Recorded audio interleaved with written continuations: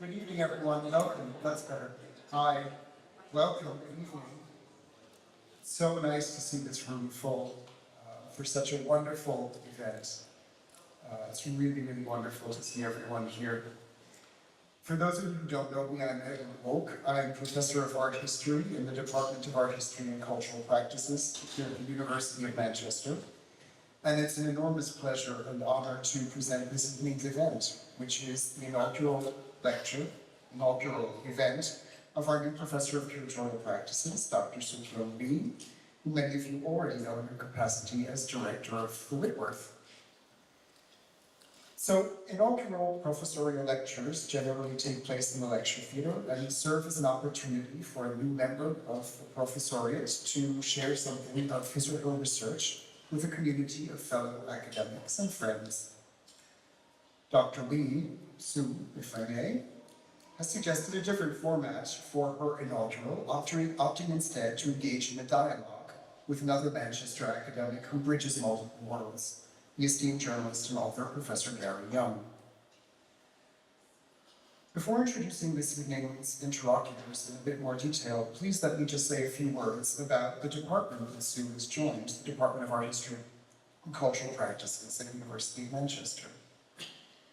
We are the UK's leading department devoted to the study of art, curation, arts management, the digital world, creative industries, heritage studies, and library and archive studies, all under one roof. We are growing fast with 2 new BA courses in creative industries and digital media and society, which have joined our historic offer of BA in art history and our expansive list of MA courses and a sizable PhD cohort. Sook already feels very much a part of the fabric of our department, and we're really thrilled to have her in our ranks. Sook, as I've already said, is director of the Whitworth and also a professor in the Department of Art History and Cultural Practices at the University of Manchester. Following her studies in art history and theory in Korea, she obtained a PhD from the University of Essex. She was artistic director of the 14th London Biennale in 2023, titled Soft and Weak Like Water, which she addressed us here, a group of friends, on that subject last year. It explored themes of resistance, indigeneity, decoloniality, and ecology. Prior to coming to the Whitworth, Sook was senior curator of international art at Tate Modern, working in exhibitions, collection displays, and acquisitions. She also headed a multi-year research initiative, the Hyundai Tate Research Center Transnational at Tate Modern, overseeing its strategic vision and associated programming. Sook served as the commissioner and curator of the Korea Pavilion at the 56th Annual Venice Biennale and curated the Japan Pavilion at the 60th Venice Biennale in 2024, represented by artist Yuko Mori.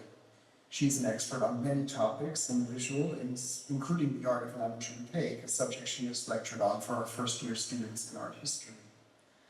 We're enormously grateful for the spirit of openness and collaboration that she has brought to the partnership already, and are really honored to counter among our colleagues.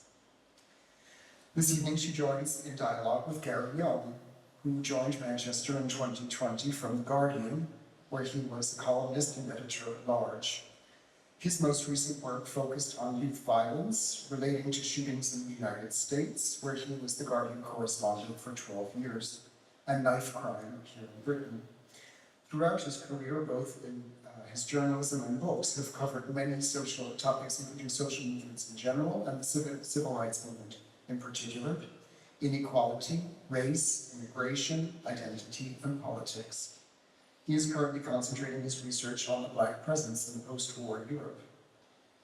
Between 2009 and 2011, he was the Belzone Visiting Professor of Public Policy and Social Administration at Brooklyn College of City University in New York. He's honorary fellow of the British Academy, fellow of the Academy of Social Sciences, and a fellow of the Royal Society of Literature, and is also Alfred Nobler Fellow of Type Media in the US, and an editorial board member of The Nation magazine, among many other honors and accolades and hats that he wears. As a broadcaster, he has made several radio and television documentaries on subjects ranging from gay marriage to Brexit, and he swims with dolphins. But that's enough from me. Let me hand over to Gary and Sue for this evening's discussion, and I'm really pleased to welcome you to this floor. Thank you.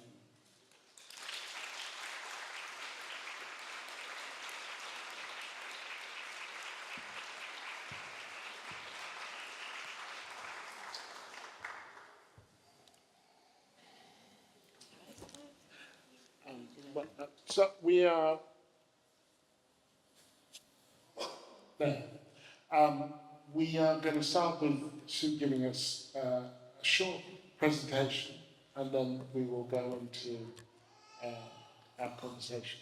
So, please. Thank you. I'd like to just start by thanking Ed for such a kind introduction and Gary accepting our invitation so long time ago it feels, and also the Whitworth Anti-Racism Group and all the members of our colleagues who really organized this event through their actions and work, which is very important part of the Whitworth as an art gallery in Manchester.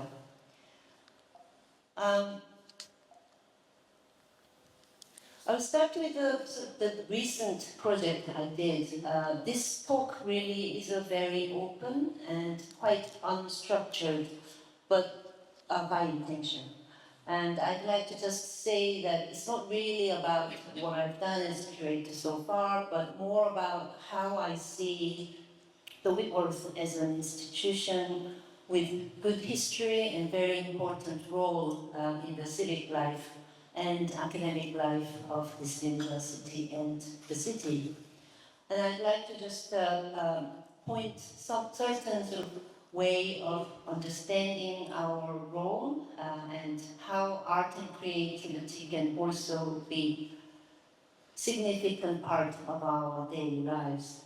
And the beauty of the Whitworth is really about where we are in this place, and also who work here and who visit here, make the most of our offerings. So the Venice Biennial is probably, in terms of visual art event in international calendar, one of the biggest events. And I've been fortunate enough to be involved twice. Once as the curator of Korean Pavilion in 2015, and again for the second time last year as the curator of Japan Pavilion. And for those of you who may know very well about the relationship between Korea and Japan, and also as internationally working people with artists and curators in different relations. It was quite an interesting invitation, I thought, for Korean-born curator to curate Japan Pavilion for the first time as a foreign curator. They had about 60 years of history, but they always had Japanese artists with Japanese curator working. So that kind of invitation was, again, not really a political action as such, but I just took it as a very nice invitation, looking at me as a person with a history and background, but also with different interests and different perspective. I suppose that has been an important way of my working as someone who came from different culture, but working in another sort of culture, and constantly realizing the space in between and liking that space also. Gwangju Biennial was the one I wanted to really talk about after talking with Gary some time ago, because it's an art biennial in South Korea, very south of the country called Gwangju. This city has a very interesting history. It was always an agricultural and quite artistic town in pre-modern time. But after the Korean War and also quite a long period of dictatorship, in 1980, it became a bit of a sort of historic town of resistance. there was an incident and the uprising and kind of democratic movement that defined my sort of early memories of growing up in South Korea.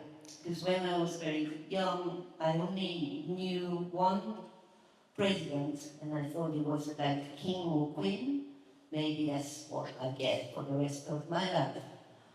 And when he was assassinated, and there was a sort of a moment of chance, an opportunity to really look at democracy in a very different way. I was too young, but I remember talking about Gwangju and how it was covered in media and sort of thinking, oh, there's a very strange and scary communists in this town south of Seoul, and maybe it was a good thing that there was some military presence really making it all go away.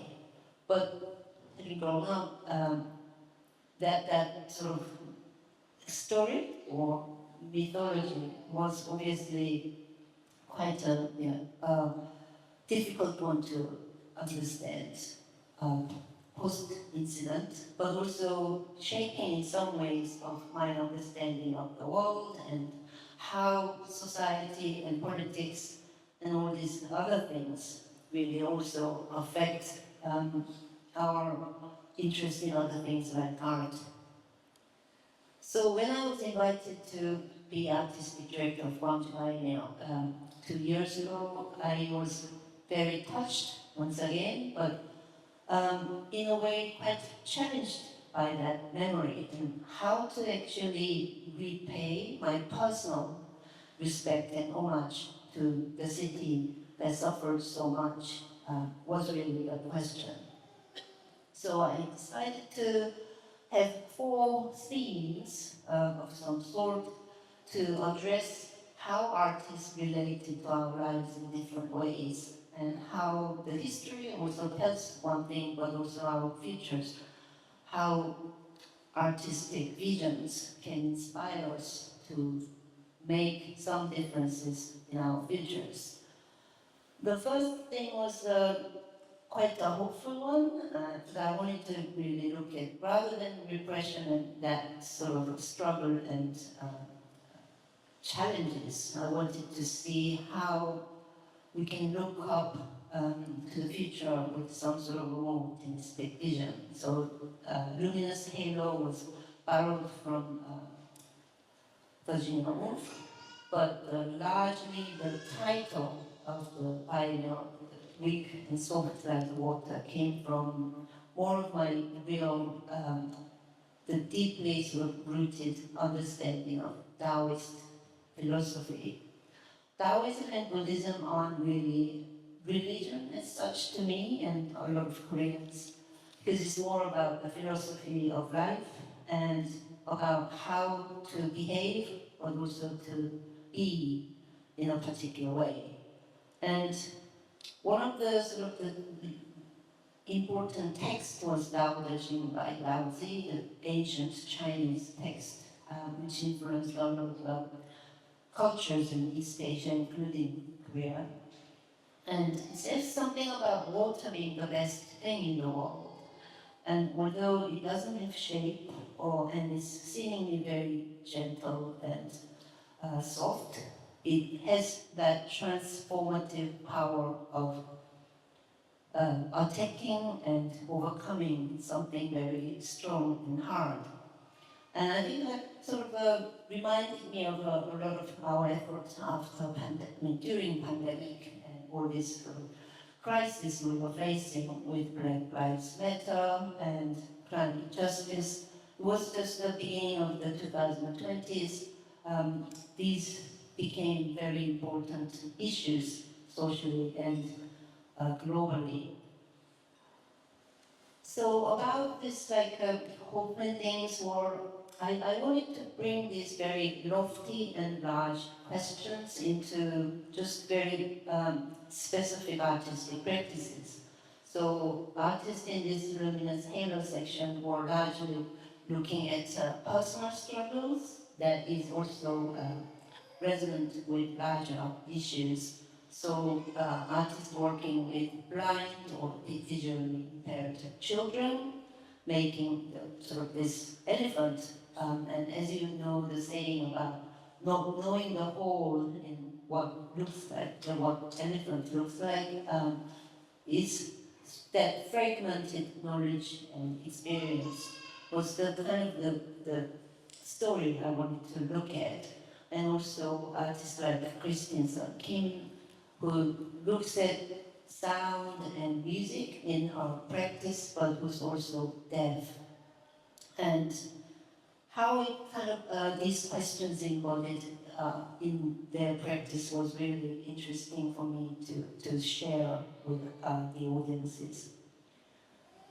And another part I wanted to address was this learning from the elders, which I also learned as a child in Korea. You respect your elders, and there are always certain wisdom and knowledge you want to inherit from your ancestors. And I realized that as a curator working in contemporary field, there were a lot of cultures like that in the world. And I could certainly feel certain affinities with artists coming from indigenous communities and also with non-Western and certain traditional cultures that had very big presence in people's lives before modernist sort of ideas and modern art language came to their vocabularies. Then the third one was more directly about sovereignty, what sovereignty means in personal but also social context. And I invited a lot of artists to work on the themes of colonial legacies and how that still affects our everyday lives. And the artist I invited, for instance, Sook, the Korean artist, looks at photographic documentation of Japanese style houses that have got renovated since our colonial time ended with the end of the Second World War. So rather than just getting rid of those Japanese houses, people in South Korea adopted and made some changes into their architecture, really ignoring all the principles of their Japanese sort of colonial architecture, but using them as absolutely just blank canvas and making those resilience in people's spirit much more present. Alongside that, also Japanese artists looking at their own colonial sort of powers and the legacies that had into normal people, ordinary people in Japan, and how these decisions made by the leaders of the state and kingdom also affects other people really on the ground, and making those sacrifices without much chance to challenge. Then the last section was about looking at different understanding of nature as a way to think about the current crisis of climate justice. So again, in many cultures, being with nature and being part of nature is always a very certain way of existence, but again, the modernist and more colonial thinking and practice have really stopped us looking at that. Values we originally held.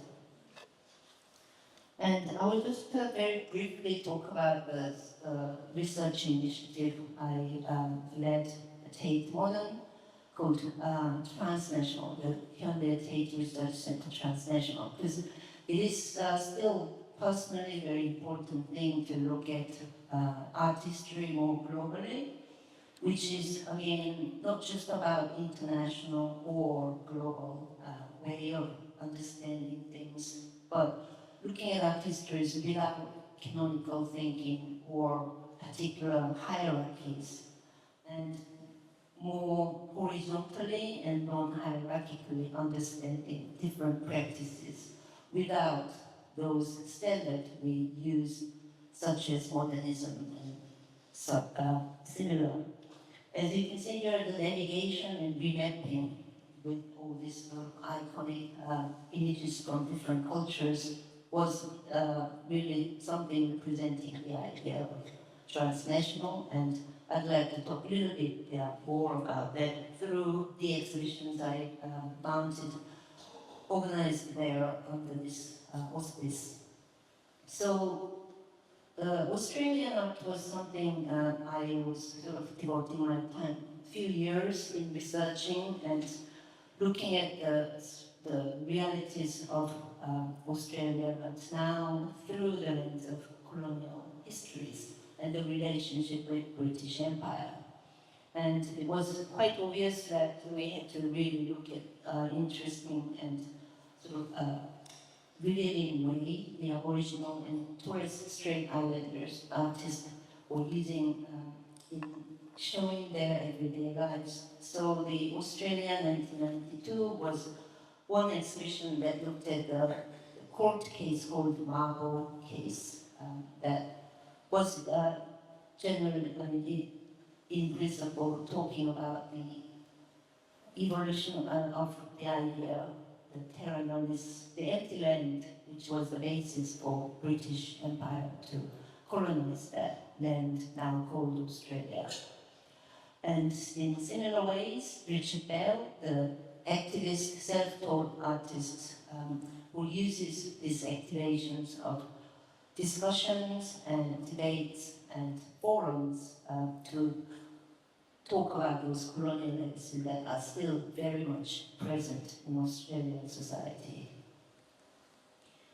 And going back a little bit, was about Nanjun Peck, a pioneer of some sort of video and other technologically driven media, but also looking at his trajectory of friendship and networks and kind of solidarity network we built through Asia, Europe, and North America, and how this type of moving around and moving along different territories, places, and people can also inform a particular practice that can be understood in terms of transnational, but again, between places and between people. And I was particularly interested in his take on these different philosophies and ethics as seen in his understanding of Buddha and also nature in works like TV Garden and TV Buddha. And finally come to Whitworth, again placing ourselves here. Our current exhibition, Jaka is a textile artist from Thailand who works with people on border with Myanmar and making embroideries to document people's lives who don't have other types of documentation or recording. And these stateless people have voices in his work through these images of their lives, just very like ordinary and quotidian sort of details of their lives through their workshops, and which are also connecting our Manchester residents and visitors to the making and forming of this work that combine both places in one embroidery work. And lastly, I'd like to just say that we are preparing a show with a Roma artist from Poland, Małgorzata Wieltas, who shows this very collective making of textile-based artworks that show, again, the ordinary fabrics collected from family and friends, and making sure that these materials show how their lives are panning out and how they carry on these very important everyday things, but seemingly ordinary, but also very meaningful way of making almost like a historic painting, because of showing important things, but actually they are just people living their lives as we do. So yeah, I think that should give us some grounds for our conversation.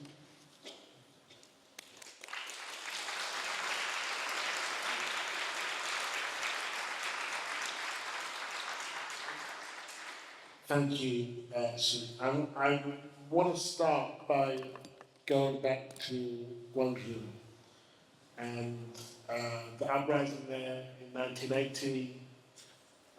Several people killed, a major event in Korean history. There's a national holiday, I think, now on May the 18th.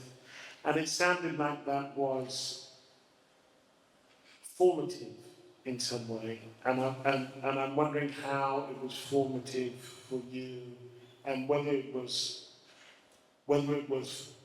artistically formative or just politically formative. Yeah, I think it's a really good question about thinking back what it did to me to understand the world and the reality of things and how things can get very much misled. Because at the time I was too young to know the truth, but I mean, we talk about post-truth and all these things now, and fake news and things, but it was really fake news in very, very big scale. It wasn't happening according to the media, but people were dying, and there were bullets, tanks, and helicopters going around, but we didn't really have access to the real information. And I think having found out later, much, much later, but also having that the emotion of shock and but also the revelation and the power of actual truth. I think that was an important one for me as an adult, but also as a person who were interested in making the world a little bit better. And in some ways, it kind of showed how resilient people can be, whatever the repression, whatever the violence put upon them. There are still people who will speak up and will fight for justice. I think that was really important for me to know the power of that resilience was there. And do you think, and I'm thinking forward to now, if you look at the summer and the riots, misinformation, Donald Trump, truthiness, do you think art has a role to play in correcting the narrative or steering the narrative? Where does art sit in that? Doesn't it? Does it at all? In short, yes.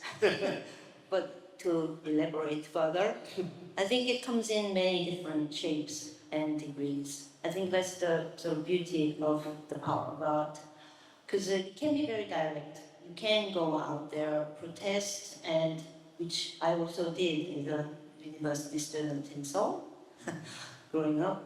But also, it's about how to equip us to be aware and to inspire others to seek that type of truth. And I think it's again really quite subjective thing, and I think this subjective nature of our practice, our realization of these ideals we have. We have different ideals, and we have different versions of truth, and we do also have different ways of resolutions. So what I find really intriguing in art is to make us being aware of all these things, rather than showing us one particular direction as a solution. I think art can really show us and also sort of present us these possibilities that can be about inspiring, I mean, sometimes sort of critical views and critical ways of thinking, but also how to be inspired by other people. So this I interviewed Chris Afili about 20 years ago, and he talked about coming of age as an artist in what would have been the late 80s, the early 90s. And he said a lot of black art that came before was set up to critique the system. And I thought that was boring. Basically, you'd have to be right all the time. And I wasn't interested in being right all the time. I wanted to be sincere and outrageous and friendly and rude and experimental and conventional. I just wanted to try to be who I am. Which I think speaks to the kind of perils of art in politics and so on. I just wonder if you could speak to that. Yeah, I don't think we can be entirely free from what's happening outside art. And it would be very misleading to say an art gallery can change the world in the way that actually politicians or people in real life really do. But we are part of the whole real life, and I don't think there is that type of separation, but just specific strength we can play. You spoke during your talk about the space in between cultures. Your Korean, you worked in London, you worked here, you've done some work in Japan. Do you feel that you occupy that liminal space? I'm just wondering how you use that space and where you find it. Yeah, I think when it's about the borders between countries and states is easier to understand. But in some ways, many people experience being born and raised in one place, and then you work somewhere else, you travel to work, you kind of become always kind of in that space of movement, and to a degree. And for me, it was also quite an important experience to understand where I was coming from and what that place is in this larger world. So in that sense, I think, the in-between space really gave me, in a way, the forming of my own identity by learning about other cultures. So that sense, and I can't remember which Tory it was who said this, but it was one of them, and they said, it might have been Theresa May actually, that a citizen of the world is a citizen of nowhere. And it's a sense that, like, you have to insist and claim on your home before you can identify with other things. How do you relate to that? As someone who is deeply involved in the international and global space, but also comes from a space themselves. Yeah, I think it's probably quite irresponsible to say things like that. And in some ways, to really diminish the importance of one's place. I think we always make a place our home and our ground. And I'm really now committed to the Whitworth as that place, but also Manchester as that city. And without that kind of sense of anchoring of these places, I don't think it makes sense to get connected to the world. And the world is always specific. It's about specific people and very particular place. And I think always coming from where I am now has been very important for me. So how do you weigh that on the one hand you want this space, I think I'm right in saying this, to be global and cosmopolitan and flexible.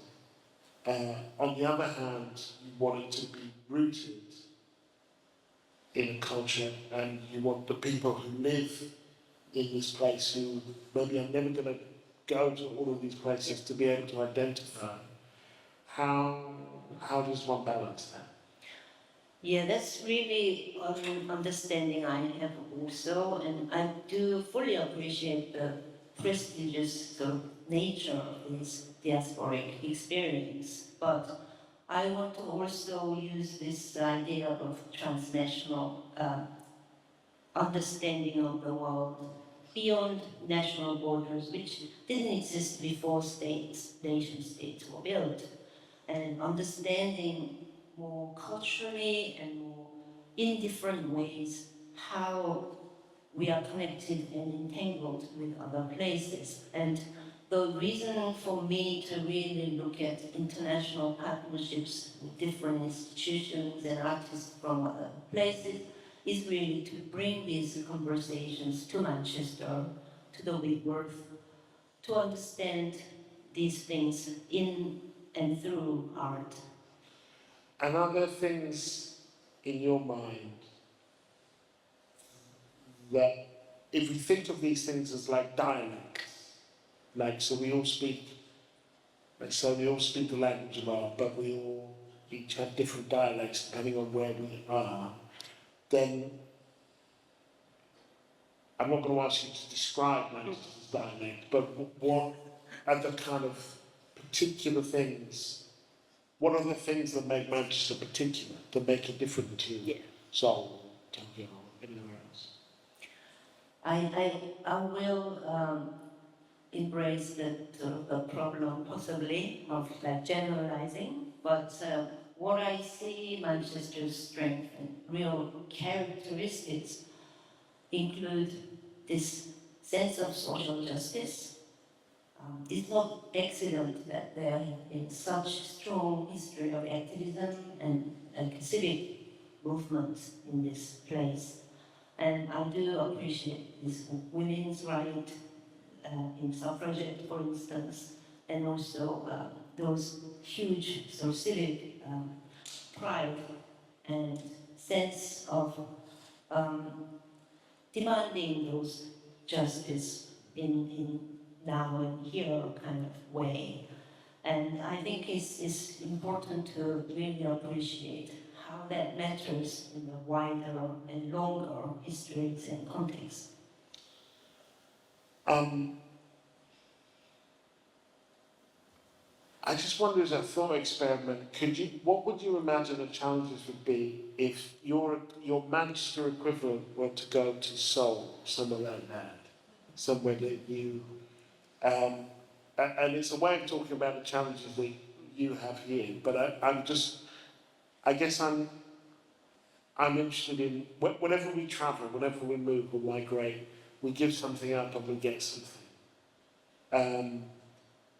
And I'm wondering what you feel like you give up and what you're getting. There must be things, as long as you've been in Britain and as experienced as you are in the British art world, where you think, why do they do that? Or why don't they do it like this? Or whatever. Well, it's almost every day I do think. But joking aside, I think what I really loved about living here, and it was my choice, so I can say I actually did very much liked here as my place of work and sort of a place where these things are possible to think about different ways. Perhaps Korea is evolving also, and some things are changing, but as we saw very recent political events there, there are still really big challenges in a place like Korea. But I feel Manchester and Britain in a larger context still have those places I felt I was lacking in other places. There are definitely those very positive, possible, not quite there yet, kind of feeling, but still, we are almost there. Um, at the moment, the, the world, the Western world, feels quite hostile to the notion of diversity, or at least the political leadership does. Thinking of lots of recent elections. I just read today that Donald Trump has blamed the air crash in America on diversity hires. So, I mean, basically anything goes wrong, it's diversity's fault. And I'm wondering how those of us who appreciate different forms of diversity, how we stand in this moment, particularly if we don't like all the things that are done in the name of diversity. It is really quite concerning situation, and I do hope that there will be some changes in the future. But also, I mean, like everyone else, I also feel that diversity and considerations for these things cannot be policy-based things. It should be really about the practice and how we actually respect people's individual identities. And in the end, everyone's different in some ways, but also how we categorize people should also be very carefully minded. And I do feel that sort of my kind of quest for specific individual stories are really about how to respect everyone with what they are and how they want to be. And how does one balance that? And I'm thinking artistically, so this upcoming exhibition with, say, an exhibition on Turner or Monet or some of the other things that museums will do that may bring in a different crowd, may lead to chances of you not doing things differently. I mean, how do we understand, for want of a better word, I'm going to call them the classics or the legacy works of art and exhibitions in a world where we're also trying to do different things or get new people to see other things. Yeah, I'm bringing a lot of artists I can't pronounce. So that's one thing. But also, and also, as you might have seen on the way in, we are preparing a Turner exhibition, and that will open next week. And I was quite surprised that the Whitworth holds the second largest Turner collection in Britain after Tate. And I was like, ooh, what do we do about this? But rather than calling it populist or blockbuster-like exhibition, what I wanted to do with our curators was to look at Turner through the lens we have now, through Manchester, through the contemporary, and through whatever is really important question about his artistic practice, but also his time. And when we see those very particular contexts of an artist, it can be really rich in research, but also it can be very accessible to people who don't necessarily feel comfortable with contemporary art. But historic art or very well-known name can also bring our audiences more easily to our gallery space. I mean, I'm always quite curious why people don't come into a free space like a Whitworth, where a lot of art is on offer and very different range of artistic practices.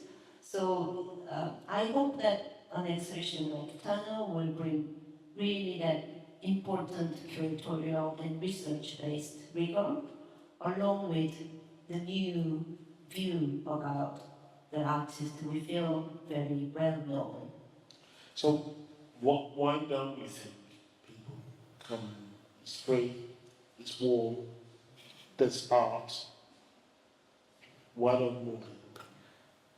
I think there's a bit of perception about art gallery is always a bit hushed kind of place, and we talk a lot about how to make our gallery feel quite friendly, and our colleagues are doing a really great job of making things right, but there is a big gap between from the road to our entrance, for instance, and it looks like a quite daunting kind of space that separates us, which is also quite okay. I know some hospital colleagues across the road come here to relax and rest out of their actual life and death kind of practice.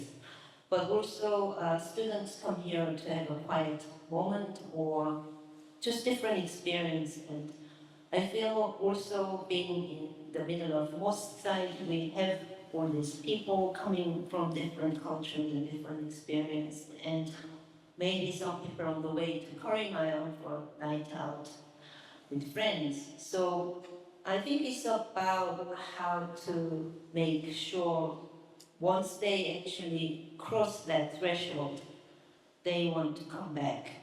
I think the first entry is difficult, but also the second one, that's something I'm very interested in. Right, that's interesting. So, there's no wrong answer here, or maybe there is, but I don't know what they are.